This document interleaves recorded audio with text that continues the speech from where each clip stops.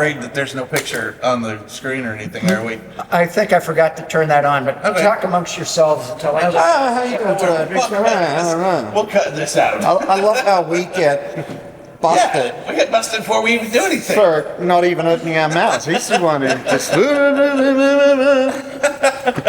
Still no picture. It'll come up. Oh, there it is. Okay, so, yeah, we're all right. Back to the action. Yeah, anyway.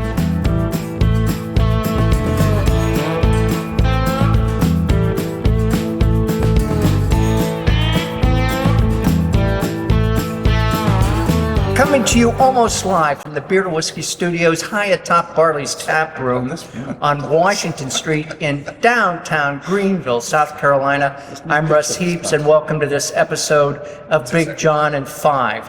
That's where I get my good buddy, Big John Richards, on the other end of the dais to pick a beer from one of Barley's 72 taps, 50, 60 cans and bottles.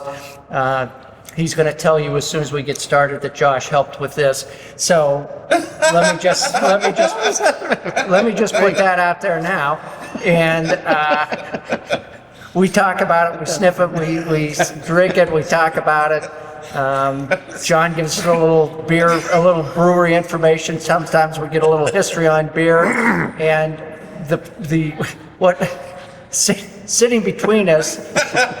The thorn between two roses. is the big enchilada. Josh Beebe, who owns How Barley's. have you already done this morning? I had nothing to do with throwing this one. See, when Josh is here, this turns into the freaking Josh and John show.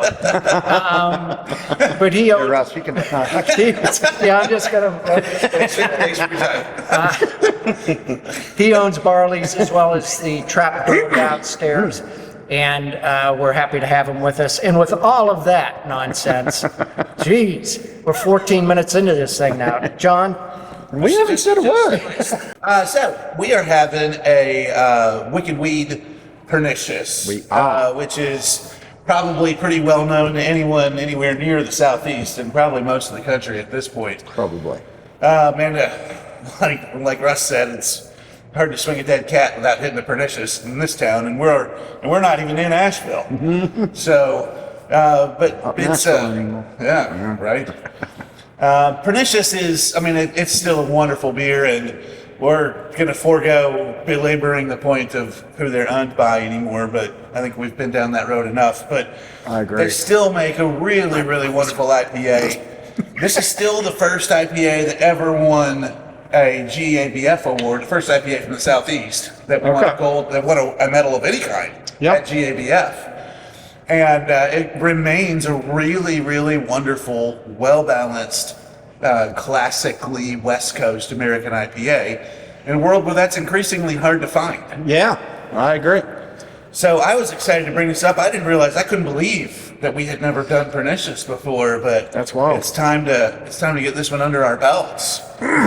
Yeah. But yeah, with Wicked Weed in probably 10 or 12 states officially now, and probably being traded in all 50. Yeah, probably.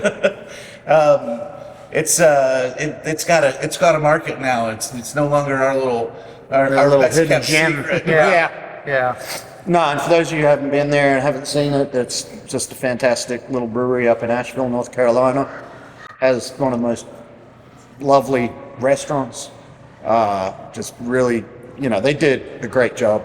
And then they're in the Funkatorium, where they do all their souring and stuff. Yep. And then I was in there last week. keep it all separate. So, Which is why a lot of breweries get themselves in trouble by trying to do their sour program in the same brewery they do their other programs, Right. and you get a lot of effective beer out of that. We've experienced that in person over the years. Oh yeah. It's funny. This is going back 15 years ago. I'm not saying anything negative at all, but one of our best-selling beers back in the early 2000s was the Avery IPA. It was our IPA that was on tap, and that's all we were drinking, right?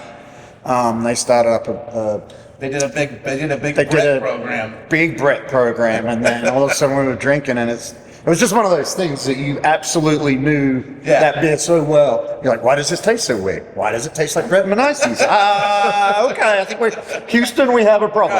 Right. So, and again, not talking bad, but a lot of breweries over the years have experienced that. When you're doing a true traditional souring program like Wicked Wheat has been doing for so long now, it's really imperative to keep them separate. So when they opened the Funkatorium, that was really cool to see that yet again. They're another brewery that cares to do quality product. I just want to make it clear that I wasn't in the Funkatorium to drink beer. I was there on a Were you private there to event. create the smells? No, I was there on a private event, and so that had nothing to do with drinking beer. In fact, we couldn't even drink beer. So Sounds like a terrible event. well, it was a car event. My day job is writing about cars, so they did a media launch for the Hornet, the new Dodge Hornet in Asheville. But anyway, so they did the morning presentation there. But I walked around. They had some of the brewery people were there, and I struck up a couple of conversations with them and talked about it. And yeah, it was.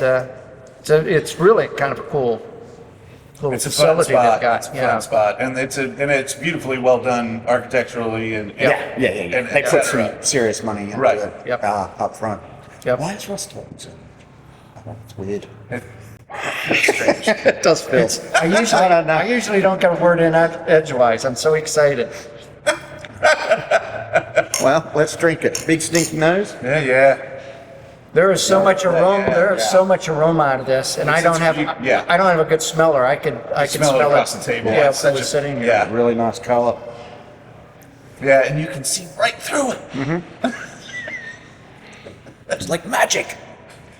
Oh, and that just dries out your whole entire mouth. That big Super grapefruit juicy, citrus thing yeah. up front. A little bit of tropical in there too. That'd be great with some Thai curry or something. Oh, absolutely. But that's where it all started, and the hops pick up the bitterness or the spice and the bitterness out of the. It's really funny because we do a lot of food and beer pairings and events and different things, and I always, people always like, oh, beer and food, that doesn't work, and I'm like, it works way more better than wine a lot of the time. You don't walk into too many Mexican restaurants or Asian restaurants or Thai restaurants that are blowing through a bunch of wine. Right. One of the big books on pairing beer and food is Garrett Oliver's book, The Brewmaster's Table. Yeah. And he talks in that one when he starts talking about especially hoppy beer, and he talks throughout this book about it, how you walk into an Indian restaurant any day of the week and see a half empty, half drunk bottle of red wine when they leave the table. Yeah. Because it's almost, the food just destroys it, just eats it up. Meanwhile, something like this, the carbonation can help cut through.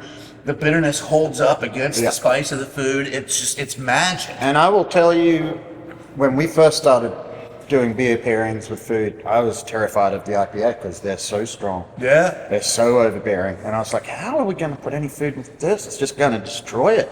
And it soon became the easiest one to pair. By far, again, if you come to one of our events, you're probably going to see the IPA either with something like we were just talking about, something super spicy, or something with the rice that's going to help cool it down, or a curry, or a Mexican dish, something along those things where that heat or that spice or those big strong flavors, it doesn't have to be hot, but the big strong flavors can hold up and match these and soften the beer a little bit. Often they do.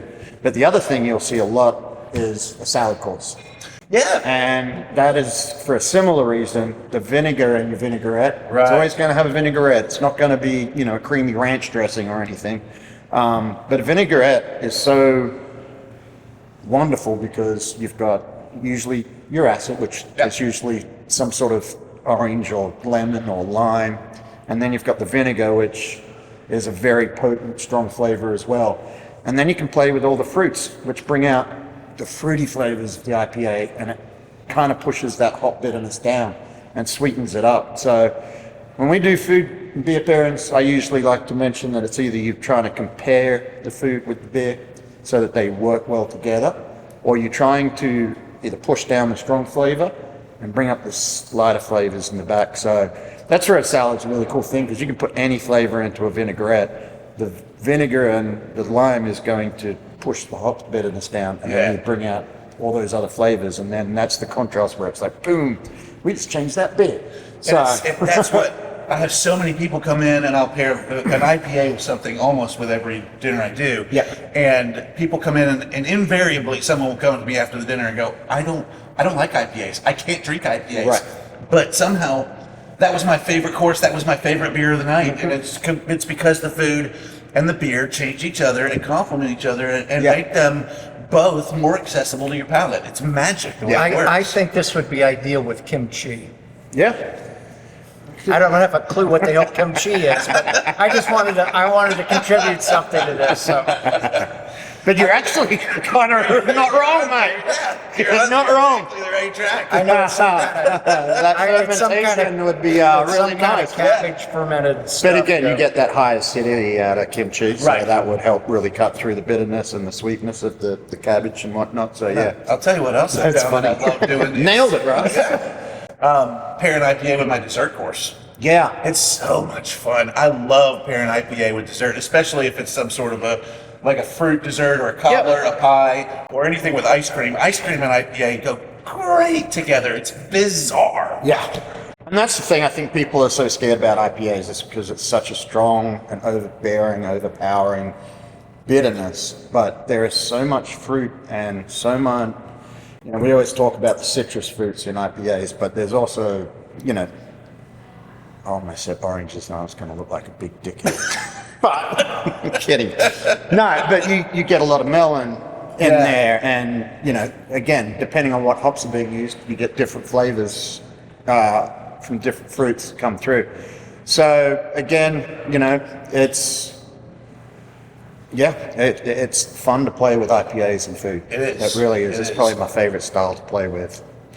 And I will say, I think you nailed it on the head with all the hazies that have been coming out over the years. It's hard to pick up on some good West Coast IPAs, and this, guys, is what this is. I mean, Just nails it. you don't have to go looking any further than that Right. if you want a good IPA. Yeah. It's delicious. Yeah. And on that note, guys, Cheers, cheers. Boom. so damn lucky. See you next time.